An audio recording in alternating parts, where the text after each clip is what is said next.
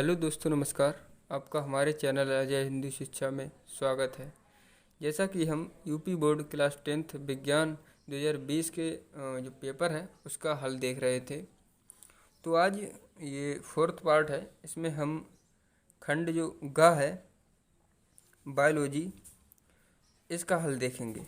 यदि आपने वो थर्ड पार्ट है वो नहीं देखे हैं तो आप हमारे चैनल की प्लेलिस्ट में जाकर देख सकते हैं। तो वीडियो को लास्ट तक देखिएगा। तो स्टार्ट करते हैं। इसमें नमा है, ये बहुविकल्पीय प्रश्न है अभी का। देखते हैं, मेंडल के अनुसार मटर के बौने पौधे का जीन प्रारूप होता है। मतलब मेंडल ने प्रयोग किया था, परीक्षण किया था इस पर, मटर के पौधे पर, तो उन्हें जीन प्रारूप दिया था। ये 4 ऑप्शन दिए गए हैं। पहला है कैपिटल डबल टी है, उसके बाद कैपिटल टी स्मॉल टी, उसके बाद स्मॉल टी है डबल, उसके बाद स्मॉल टी कैपिटल टी। तो इन चारों में से जो ठीक होगा वो तीसरा ठीक होगा, क्योंकि इसमें बौने पौधे का जीन कह रहा है। तो ये शुद्ध लंबा पौधा हो गया, ये जो है संकर लंबा पौधा हो गया, और ये जो है बौना पौधा है। ये तो गलत है, ये कुछ नहीं, इस तरह का जीन टाइप होता ही नहीं है। अगला देखते हैं, खा विज्ञान की वह शाखा जिसमें जीवाश्मों का अध्ययन होता है कहलाता है। तो पहला इकोलॉजी, दूसरा एथोलॉजी, इसे आचार विज्ञान कहते हैं। ये जो पारिस्थितिकी होता है, पारिस्थितिकी, उसे इंग्लिश में इकोलॉजी बोलते हैं। ये पैलेंटोलॉजी, इसे जीवाश्म विज्ञान बोलते हैं हिंदी में। बायोलॉजी जीव विज्ञान। तो इन चारों ऑप्शनों में से तीसरा ठीक होगा, पैलेंटोलॉजी, इसे जीवाश्म विज्ञान भी कहते हैं। तो अब हम अगले प्रश्न की ओर देखते हैं। अगला प्रश्न है जो ग है, बहुविकल्पीय है। घेंगा रोग का नियमन करता है। नियमन मीन्स होता है रोकना, यानी कौन रोकता है। तो पहला है थायरॉक्सिन, एड्रीनेलिन, इंसुलिन, चौथा है ऑक्सीटोसिन। तो इन चारों में से जो ठीक होगा वो पहला ठीक होगा, थायरॉक्सिन। ये थायराइड ग्रंथि होती है, थायराइड जो ग्लैंड, उसमें पाया जाता है। अब जो घा देखते हैं, घा में है निम्नलिखित में से कौन सी प्रक्रिया केवल जंतुओं में पाई जाती है। 4 ऑप्शन इसमें दिए गए हैं। हार्मोनी नियंत्रण, श्वसन, वृद्धि, तंत्रिकीय नियंत्रण। तो इन चारों में से चौथा ऑप्शन ठीक होगा, तंत्रिकीय नियंत्रण। ये मेरुदंड है, मतलब वही पाई जाती है। अब हम यहाँ मतलब जो बहुविकल्पी प्रश्न थे इतने ही थे। अब हम देखते हैं जो कि 2 नंबर के क्वेश्चन है, ये 1 नंबर के थे। 10वें का इसमें पूछ रहा है कि ग्लूकोज अणु के ऑक्सीकरण से ऑक्सीजन की उपस्थिति में ईस्ट से क्या उत्पाद बनते हैं। ईस्ट मतलब जैसे हिंदी में खमीर बोलते हैं हम, एक जीव होता है, ये फंगस, फफूंद बोलते हैं। वैसे तो ये पौधा भी होता है और जीव में भी आता है। तो उत्पाद पूछ रहा है, इससे कौन से प्रोडक्ट बनते हैं।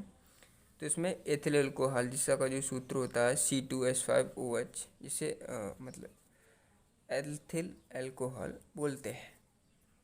और बनता है CO2, जिसे कार्बन डाइऑक्साइड गैस, वो भी बनती है, और प्लस ऊर्जा।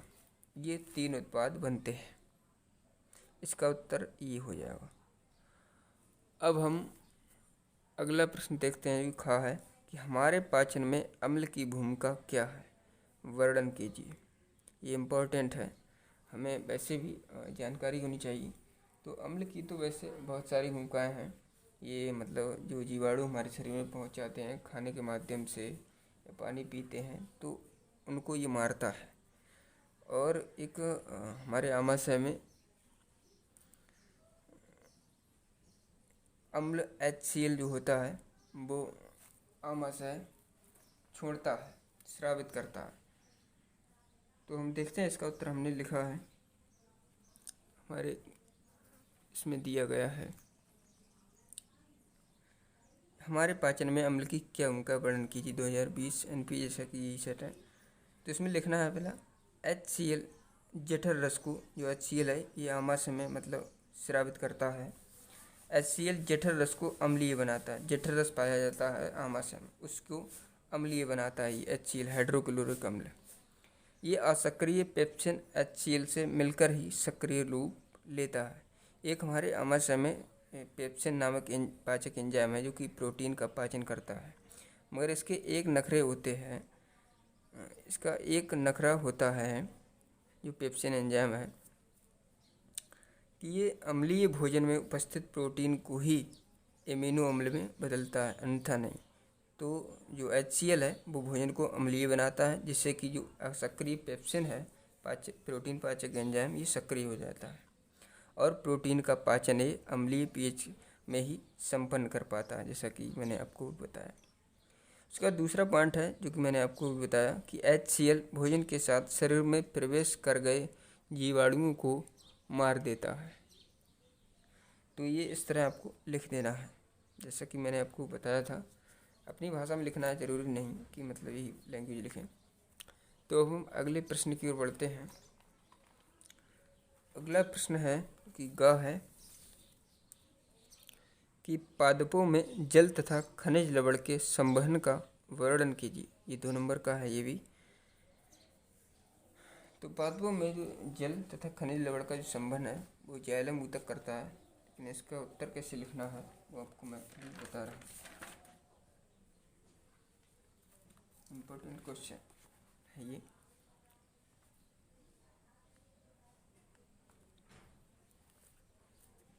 ये है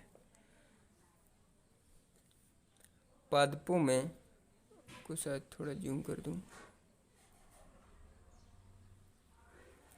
पादपों में जल एवं खनिज का संवहन जाइलम की वाहिनिकाओं, जो वाहिनियाँ होती हैं, मतलब जो नसें वगैरह पेड़ में पाई जाती हैं। पादपों में जल एवं खनिज लवण का संवहन यानी परिवहन जाइलम की वाहिनिकाओं तथा वाहिकाओं यानी बेसेल्स इंग्लिश में बोलते हैं, से होता है।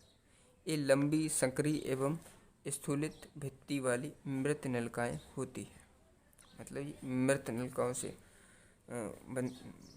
पाई जाती हैं। इसमें जाइलम क्या होता है, ये पेड़ के जड़ से लेकर तना तक सभी भागों में फैला हुआ होता है, और जड़ से जो जल पाया जाता है ज़मीन में, और जो खनिज लवण हैं उनको अवशोषित कर पौधे के मतलब सभी भागों में पहुंचाता है।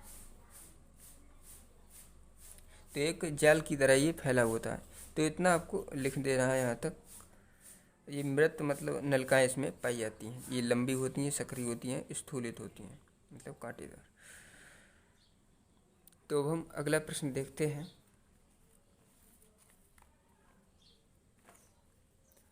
अगला प्रश्न है जो कि 11वां है। 11वें का कि आकृति, आकार तथा रंग रूप में भिन्नता होने के बावजूद सभी मानव एक ही प्रजाति में रखे गए हैं, कारण बताइए। रीजन इसका देना है। 4 नंबर का क्वेश्चन है, इम्पोर्टेंट है। देखते हैं इसका उत्तर।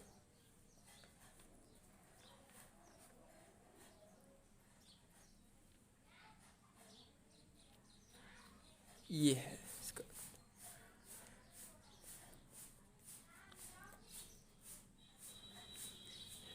देखिए लिखा हुआ क्वेश्चन कि क्या कारण है कि आकृति, आकार, रंग रूप में इतने भिन्न दिखाई पड़ने वाले मानव एक ही स्पीसीज के सदस्य हैं, मतलब वंश के सदस्य, एक ही जाति के। तो इसका उत्तर है कि विभिन्न आकृति, आकार और रंग रूप वाला मानव वास्तव में एक ही जाति होमो सैपियंस का सदस्य है। ये मतलब डबल बार लेके आया है, होमो सैपियंस का सदस्य है। मानव का उद्भव अफ्रीका में हुआ। अफ्रीका से मानव के पूर्वज पश्चिम एशिया, मध्य एशिया, यूरेशिया, दक्षिण एशिया, पूर्वी एशिया, ऑस्ट्रेलिया, अमेरिका, इंडोनेशिया आदि संपूर्ण संसार में फैल गए। मतलब जो मानव जाति थी, जिसे हम जो वैज्ञानिक नाम है होमो सेपियंस, आपको जानकारी भी होगी, कहते हैं, उससे जानते हैं, इंटरनेशनल नेम है। तो ये सभी मतलब काफ़ी देशों में फैल गए। तो वातावरणीय प्रभाव के कारण उनकी आकृति, आकार और रंग रूप में विभिन्नता आ गई। मतलब जैसा वातावरण होता है वैसा ही शरीर बन जाता है। जैसे कुछ लोग पहाड़ी क्षेत्रों में रहते हैं तो उनका जो अनुकूलन है पहाड़ी क्षेत्रों के अनुकूल, अगर हम जाएंगे तो हमें दिक्कत होगी। अनुकूल बन जाएगा हालांकि, लेकिन समय लगेगा, दिक्कत हो सकती है। तो वही इसमें बता रहे हैं कि वातावरणीय प्रभाव के कारण उनकी आकृति, आकार, रंग रूप में भिन्नता आ गई। जैसे वेस्ट इंडीज़ के मतलब लोग हैं वो अधिक काले हैं, उधर सूर्य मतलब अधिक पास तय मकर रेखा पर पड़ता है, और जो हमारे यहाँ जो इंडिया में ये मध्यम दोनों कलर के पाए जाते हैं। तो इसी तरह भिन्नता आ गई। मानव के गुणसूत्रों या डीएनए की संरचना में कोई ऐसा परिवर्तन नहीं हुआ है जिससे नई जाति का उद्भव हो पाता। विभिन्न आकार, आकृति और रंग रूप वाले मानव परस्पर लैंगिक प्रजनन कर संतान उत्पन्न कर सकते हैं। यानी सभी मतलब जितने भी सभी आकार, आकृति के या रंग रूप वाले जो व्यक्ति हैं वो लैंगिक प्रजनन कर संतान उत्पन्न कर सकते हैं। सही बात है। ये सभी एक प्रजाति की कसौटी पर खरे उतरते हैं। हाँ, इससे भी स्पष्ट होता है कि सभी मानव एक ही जाति होमो सैपियंस के सदस्य हैं। वास्तव में इस पे स्पष्ट होता है। मतलब ये जो भिन्नता आई है ये ऐसा नहीं है कि लोग अलग अलग हैं, बल्कि ये जो भिन्नता आई है ये वातावरणीय प्रभाव के कारण आई है, इसका ये आशा है। तो आशा करता हूँ आप मतलब उत्तर समझ गए होंगे। तो अगले प्रश्न की ओर हम बढ़ते हैं। अगला प्रश्न है जो कि अथवा में है। यदि आप ये नहीं कर सकते हैं तो ये कर सकते हैं। निम्नलिखित पर टिप्पणी लिखना है। 2-2 नंबर की दोनों टिप्पणियाँ हैं दोनों पर।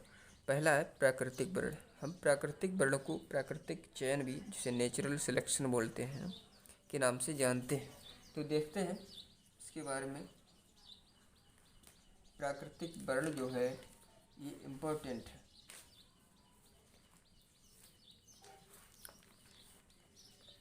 ये पूछा जाता है जरूर, इसमें से कोई ना कोई पूछा जाता है। तो प्राकृतिक वर्ण पर टिप्पणी लिखिए, जैसा कि मतलब यही आंसर। तो थोड़ा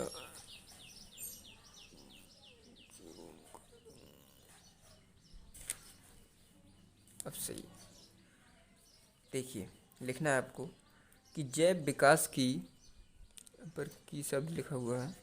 जैव विकास की व्याख्या हेतु प्राकृतिक वर्ण का सिद्धांत चार्ल्स डार्विन ने प्रस्तुत किया। एक वैज्ञानिक थे चार्ल्स डार्विन, इन्होंने ये सिद्धांत प्रस्तुत किया। इन्होंने क्या कहा कि कृत्रिम चयन सहित अनेक उदाहरण प्राकृतिक वर्ण के सिद्धांत की पुष्टि करते हैं। अच्छा, इन्होंने बताया प्राकृतिक चयन क्या होता है कि प्राकृतिक चयन वह प्रक्रिया है जो किसी समष्टि में पर्यावरण के प्रति हुए अनुकूलनों के रूप में प्रदर्शित होती है। अच्छा, अर्थात ये वह प्रक्रिया है जिसके कारण कोई समष्टि अपने पर्यावरण के प्रति बेहतर रूप से अनुकूलित हो जाती है। यानी कोई भी जीव हो वो तभी जीवित रहेगा जब वह पर्यावरण के अनुकूल हो जाएगा, अन्यथा नहीं। तो नाम से ही स्पष्ट हो रहा है कि प्राकृतिक चयन है, जो प्रकृति के अनुकूल ढल जाएगा वही जीवित रहेगा, जो नहीं ढल पाएगा वो मर जाएगा। तो इसी को प्राकृतिक चयन कहते हैं। लेकिन पढ़ लेते हैं आगे। ऐसे दिएगा जिसके कारण कोई समष्टि अपने पर्यावरण के प्रति बेहतर रूप से अनुकूलित हो जाती है। दूसरी ये दी हुई है, लाल कीटों की किसी समष्टि में जो आसानी से परवच्छी पक्षियों का शिकार बन जाती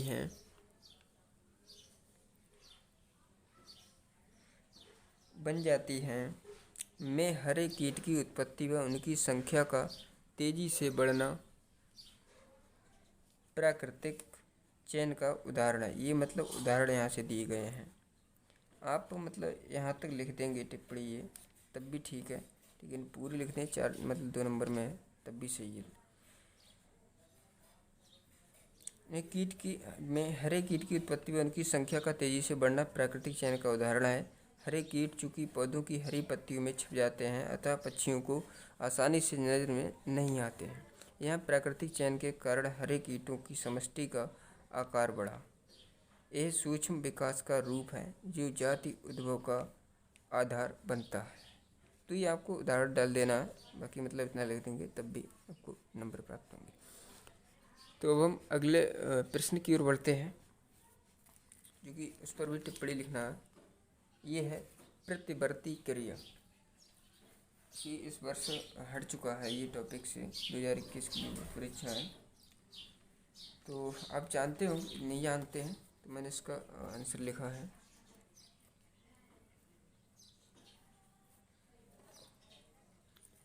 कि प्रतिवर्ती क्रिया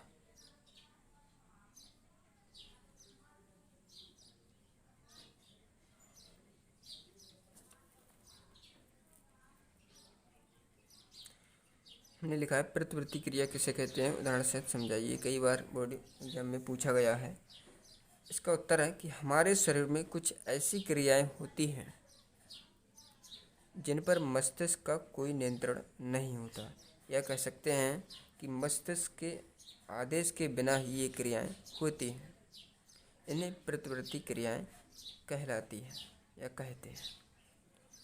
इसके बाद यदि आपको ये बड़ी लग रही हो तो हम दूसरी परिभाषा आप देख सकते हैं, जो ये थोड़ा में हमने लिखी है कि हमारे शरीर में अनायास, यहाँ पर मैं सब छूट गया है, लिख देता हूँ।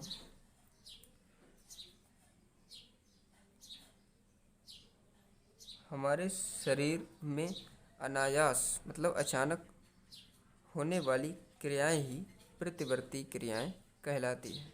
यानी कोई भी क्रिया है जो हमारे शरीर में मस्तिष्क के आदेश के बिना या अचानक हो रही है तो वो क्रिया प्रतिवर्ती क्रिया कहलाती है। अब कई प्रतिवर्ती क्रियाएं हैं, हमने इसके उदाहरण भी दिए हैं। तो इनके उदाहरण हैं, पहला है छींकना। यदि हमें छींक आती है तो मस्तिष्क को सूचना नहीं होती, तब तक छींक आ जाती है। उसके बाद है खांसना। खांसी भी मतलब इसी तरह आती है मस्तिष्क को सूचना दिए बिना। तेज प्रकाश से आँखों का बंद हो जाना।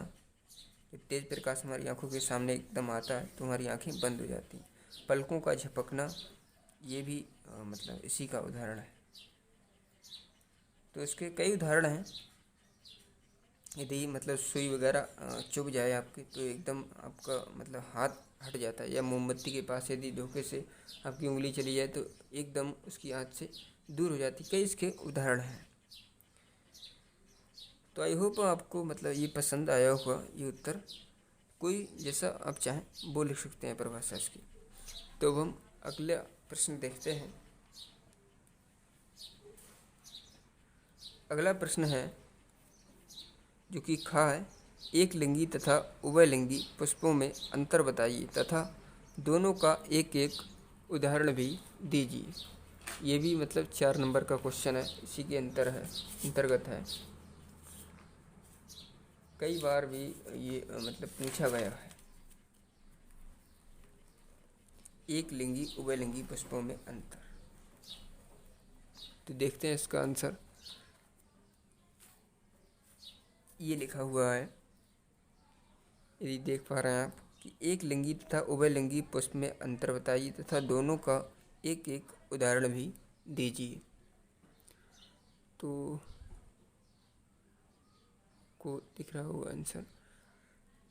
पहला लिखना है पॉइंट कि पुष्पीय पौधों में नर जन्नांग पुंकेसर तथा मादा जन्नांग अंडप होते हैं। जो पुष्पों में मतलब नर मादा भाग पाए जाते हैं जन्नांग, उन्हें पुंकेसर कहते हैं जो नर जन्नांग है, और जो मादा जन्नांग है उसे अंडप कहते हैं। उसके बाद दूसरा पॉइंट लिखना है कि एक लिंगी पुष्पों में केवल नर या केवल मादा जन्नांग पाए जाते हैं। मतलब जो एक लिंगी पुष्प हैं उनमें केवल नर जन्नांग पाया जाता होगा या केवल मादा जन्नांग एक ही पाया जाता होगा, उन्हें ही एक लिंगी पुष्प कहते हैं। अर्थात नर पुष्प तथा मादा पुष्प पृथक पृथक होते हैं, जैसा कि मैंने आपको बताया। इसके उदाहरण हैं जैसे लौकी है, तोरई है, पपीता है, आदि हैं। नर व मादा पुष्प एक ही पौधे पर स्थित हो सकते हैं। अच्छा, नर और मादा जो पुष्प हैं वो एक पौधे पर स्थित हो सकते हैं। जैसे मक्का में इसका उदाहरण भी है, मक्का है, अथवा अलग अलग पौधों पर भी हो सकते हैं। ये एक पौधा मतलब ऐसा पौधा होता है जिस पर नर और मादा पुष्प एक ही मतलब दो एक ही पौधे पर हो नर और मादा पुष्प दोनों, उसका उदाहरण मक्का हो गया। और मतलब जो अलग अलग पौधों पर भी हो सकते हैं नर मादा पुष्प, उसका उदाहरण पपीता हो गया। उसके बाद तीसरा पॉइंट लिखना है कि उभयलिंगी पुष्पों में नर तथा मादा दोनों प्रकार के जननांग पाए जाते हैं। जो उभयलिंगी पुष्प हैं मतलब एक ही पुष्प में नर और मादा दोनों जननांग पाए जाते हैं। इसका उदाहरण क्या है? सरसों है, गुड़हल है, मटर है आदि। इस तरह आपको इसका उत्तर लिख देना है। तो अब हम अगले प्रश्न की ओर बढ़ते हैं जो कि अथवा में है। ये भी 4 नंबर का कि परागण की परिभाषा लिखिए। विभिन्न प्रकार के परागण का नाम लिखिए तथा किसी एक का वर्णन कीजिए। देखते हैं इसका उत्तर। परागण की परिभाषा दीजिए। ये भी इम्पोर्टेंट क्वेश्चन है, तो आप चाहें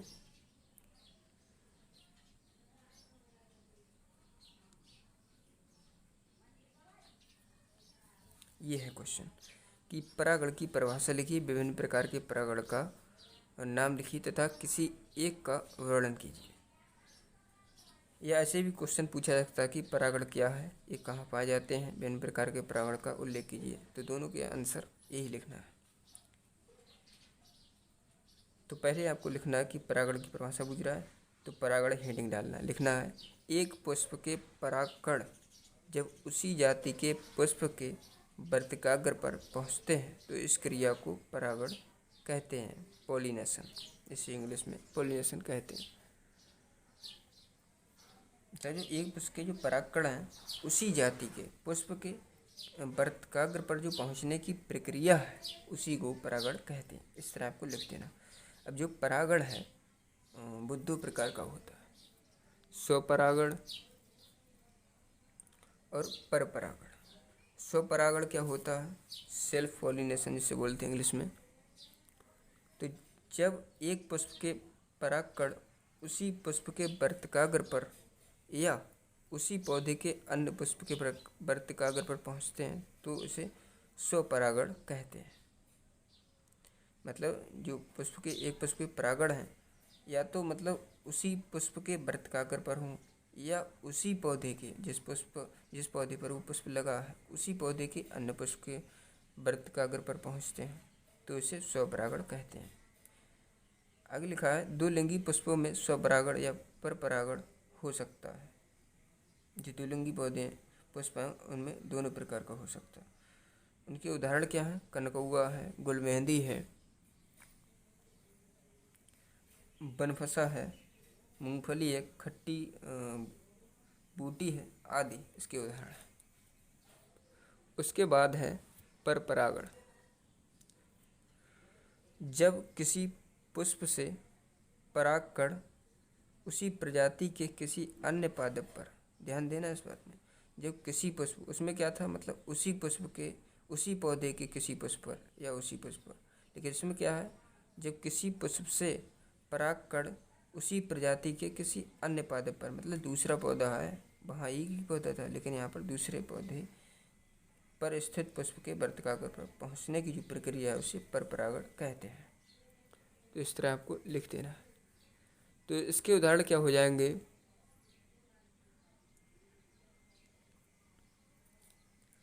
इसके उदाहरण है साल्विया है, अंजीर है, प्रिमरोज है। ये उसके उदाहरण हैं। शायद आपको दिख नहीं रहा,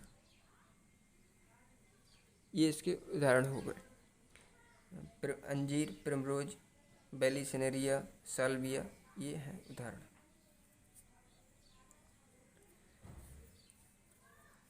अब किसी एक का वर्णन कह रहा है तो वर्णन भी कर देते हैं।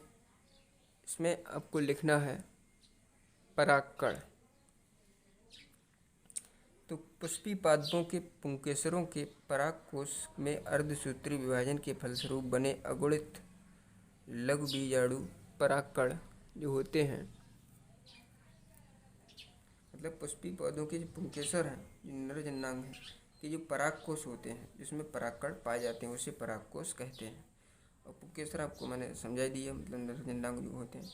तो पुष्पी पादपों के पुंकेसरों के परागकोश में अर्धसूत्री विभाजन मतलब आधा आधा विभाजन होता है। उन्हीं के फलस्वरूप जो अगुणित लघु बीजाणु परागकण बनते हैं, मतलब उन्हीं को जो फलस्वरूप जो अगुणित लघु बीजाणु परागकण कहलाते हैं। मतलब अर्धसूत्री विभाजन के फलस्वरूप जो ये बनते हैं, जो अगुणित लघु बीजाणु परागकण कहलाते हैं। उसके बाद इधर है कि परागकणों में नर युग्मक का विकास होता है। परागण की क्रिया में परागकणों का परागकोश से वर्तिकाग्र तक स्थानांतरण होता है। इतना आपको लिख देना है। तो आशा करता हूँ आपको ये समझ में ये भी आ गया होगा। तो अब हम अगले प्रश्न की ओर बढ़ते हैं कि लास्ट भी है, 12वां क्वेश्चन है, परिवार नियोजन से आप क्या समझते हैं? जनसंख्या नियंत्रित करने के लिए इसकी विभिन्न विधियों का वर्णन कीजिए। ये प्रश्न कई बार परीक्षाओं में जो बोर्ड एग्जाम हुए हैं उनमें पूछा गया है कि 2009 है, 2014 है, इसके आप देख पा रहे हैं, 2016 है। ये परिवार नियोजन किसे कहते हैं? मानव जनसंख्या वृद्धि को रोकने के उपायों का उल्लेख कीजिए। तो ये कई बार पूछा गया एग्जाम में, 2016, 2019, 20। तो देखते हैं इसका उत्तर।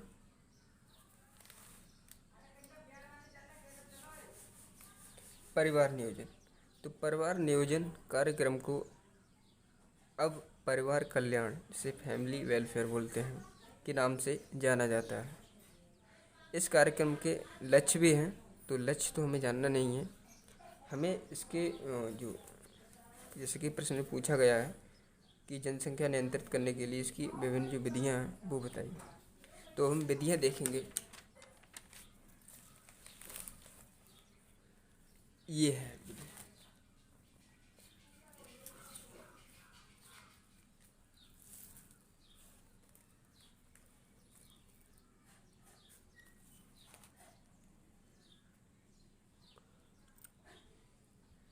यहाँ से, परिवार सीमित रखने हेतु गर्भ निरोधकों का प्रयोग किया जाता है। यह विधियाँ जो है वास्तव में गर्भधारण रोकने की विधियाँ हैं। तो पहली ये 4 विधियाँ इसमें दी गई हैं। अवरोधक विधि है पहली, रासायनिक विधि, गर्भ निरोधक, अंतःगर्भाशयी युक्ति, शल्य क्रिया विधि, जिसे स्थायी गर्भ निरोध कहते हैं। अब इनके बारे में डिटेल से जानते हैं। तो पहली है अवरोधक विधि, जिसे इंग्लिश में बैरियर मेथड बोलते हैं। तो ये गर्भ निरोध का यांत्रिक भौतिक उपाय है जिसके द्वारा नर व मादा युग्मकों को आपस में मिलने से रोक दिया जाता है। जैसे पुरुषों के लिए निरोध, स्त्रियों के कंडोम, सर्वाइकल कैप, ये यौन संचारित रोगों से भी सुरक्षा प्रदान करता है। मतलब जहाँ तक माने ये काफ़ी कारगर माना जाता है। उसके बाद दूसरा पॉइंट है कि रासायनिक विधि, जिसे केमिकल मेथड बोलते हैं। ये लिंग हार्मोन आधारित खाने की गोलियाँ हैं जो अंडोत्सर्ग प्रक्रिया को रोक देती है, अतः अंड की अनुपस्थिति में निषेचन नहीं होता। कुछ शुक्राणुनाशक क्रीम, फोम, जेली रसायन आधारित नियंत्रण है, इनका प्रयोग इन्हीं में किया जाता है। तो इस तरह आपको लिख देना है। कुछ गोलियां आती हैं बाजार में, मार्केट में आपको मिल जाएंगी, तो उनका भी उपयोग होता है। वो क्या करती हैं? अंडोत्सर्ग प्रक्रिया को रोक देती हैं, जिससे कि निषेचन नहीं होता। क्रीम भी आती हैं, तो कई रासायनिक दवाइयाँ आने लगी। उसके बाद है तीसरा पॉइंट, अंतःगर्भाशयी गर्भनिरोधक युक्ति।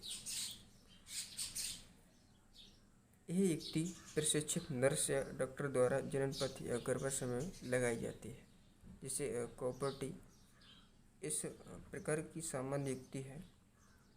इस प्रकार की हार्मोनल युक्तियाँ भी उपलब्ध हैं।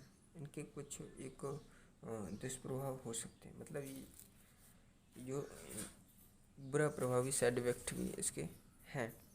कॉपर मतलब ये टी होती है, ये टी आकार की होती है, इसीलिए कॉपर्टी नाम दिया गया। तो ये जो प्रशिक्षित नर्स हैं या डॉक्टर हैं, उन्हीं के द्वारा जनन पथ में या गर्भाशय में लगाई जाती है। तो ये ज़्यादा लाभदायक सिद्ध नहीं हुई है।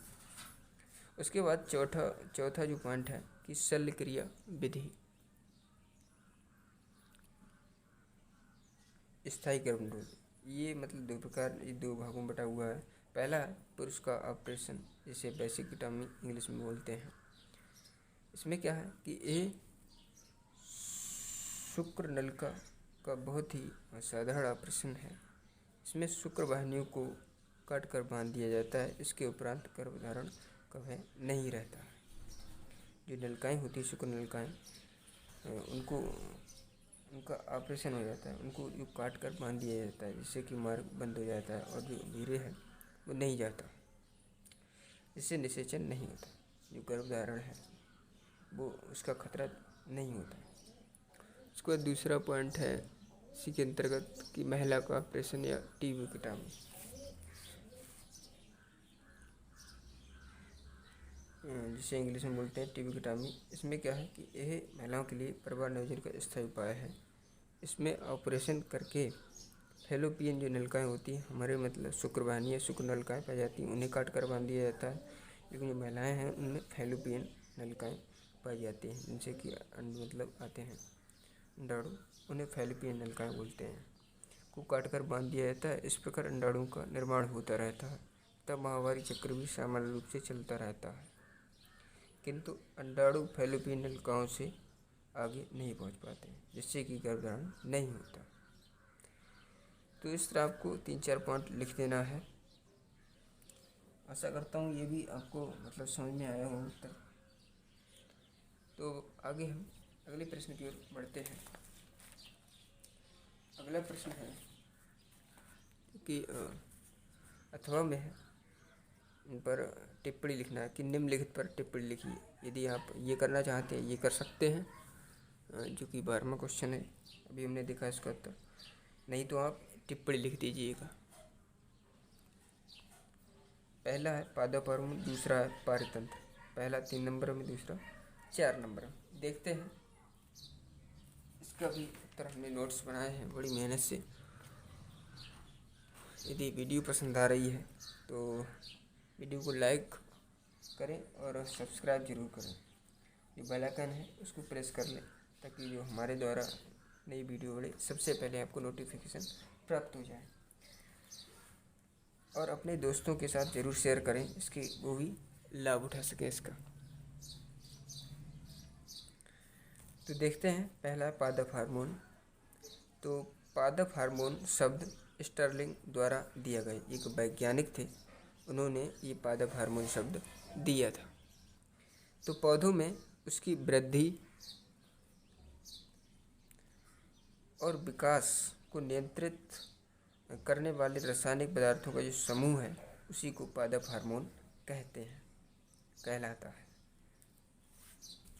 उनकी जो ग्रोथ होती है और जो डेवलपमेंट है, विकास है, उन पर जो नियंत्रण करते हैं, नियंत्रण करने वाले जो पदार्थ हैं, रासायनिक पदार्थ हैं, उन्हीं का जो समूह है पादप हार्मोन कहलाता है। उसके बाद है कि पादप हार्मोन को फाइटो हार्मोन भी कहते हैं, इंग्लिश में इसे फाइटो हार्मोन कहते हैं। इसके उदाहरण क्या हैं? इसके उदाहरण हैं एथिलीन है, साइटोकिनिन है, एब्सिक्सिक एसिड और ऑक्सिन है और जिबरेलिन आदि पादप हार्मोन है। आप 2-3 लिख दीजिएगा, नाम कठिन है तो 2-3 लिख दीजिए, तब भी कोई बात नहीं, आदि में सब आ जाएंगे। तो इस तरह आपको लिख देना है। अब दूसरा जो था पारितंत्र, इसके बारे में भी देखते हैं। तो पारितंत्र को पारिस्थितिक तंत्र भी कहते हैं, मतलब दूसरा नाम पारिस्थितिक तंत्र है। इसके इंग्लिश में इकोसिस्टम जिसे बोलते हैं। तो किसे कहते हैं? तो जो जैविक तथा अजैविक घटक हैं, जैविक तथा अजैविक घटकों के बीच अंतर संबंध को ही पारितंत्र कहते हैं। जैविक घटक जिनमें मतलब जीवन होता है, अजैविक घटक जो निर्जीव होते हैं। जैविक जैसे मनुष्य है, जीव जंतु हैं, पेड़ पौधे हैं, ये जैविक घटक के अंतर्गत आते हैं। अजैविक घटक मृदा है, जल है, वायु है, ये सब अजैविक घटक के अंदर, ये कार्बनिक अकार्बनिक जो पदार्थ हैं।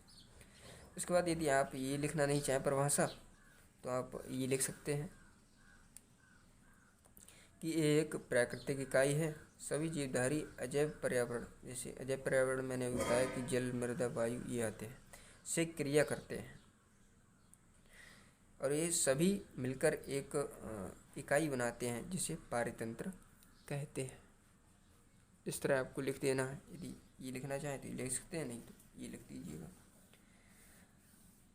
अब जो पारितंत्र है इसको दो भागों में डिवाइडेशन किया गया है, इसका भाग किया गया है। वो कौन कौन से हैं? पहला है जैविक घटक, दूसरा है अजैविक घटक। तो जैविक घटक जैसा कि मैंने आपको बताया कि जंतु, पेड़ पौधे, ये मतलब जैविक घटक के अंतर्गत आते हैं। जो अजैविक घटक हैं इनमें जो जल, मृदा, वायु, जो कार्बनिक अकार्बनिक पदार्थ हैं वो आते हैं। तो इस तरह इन पर मतलब टिप्पणी लिखना है आपको, तो काफ़ी है इतना। तो आई होप आपको वीडियो पसंद आई होगी। तो मिलते हैं अगले वीडियो में एक नए वीडियो के साथ। Thanks for watching this video. जय हिंद, वंदे मातरम।